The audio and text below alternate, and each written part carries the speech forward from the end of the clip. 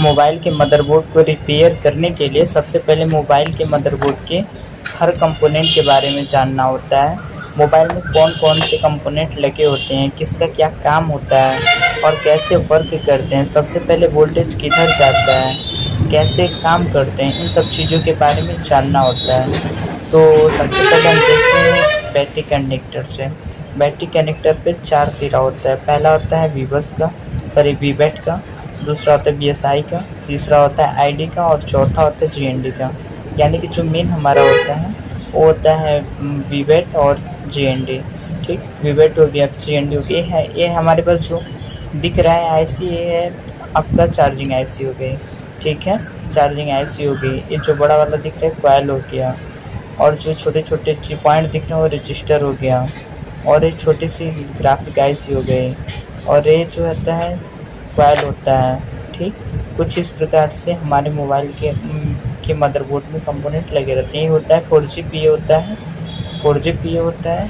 इसको हम WTR बोलते हैं, जो नेटवर्क सेक्शन में लगा होता है इसको हम नेटवर्क सेक्शन बोलते हैं, जिसमें 2GPA 4GPA WTR और छोटे बड़े फिल्टर लगे होते हैं। जो आसपास के छोटे बड़े कंपोनेंट होते हैं उसको हम नेटवर्क सेक्शन को फ़िल्टर करने के लिए कंपोनेंट लगे रहते हैं।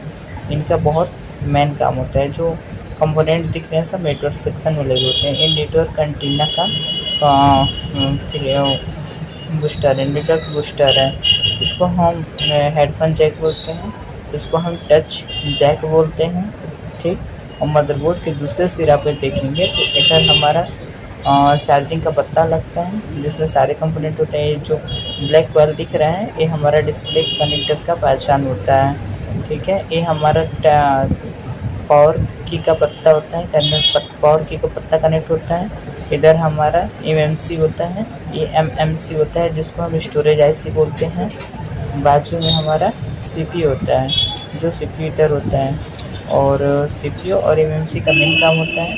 बाजू में हमारे छोटे बड़े बक कॉइल लगे रहते हैं, ये सब हमारे बक कॉइल हैं। और इसके बाजू में जो कंपोनेंट यानी कि जो आईसी ब्लैक कलर की दिख रही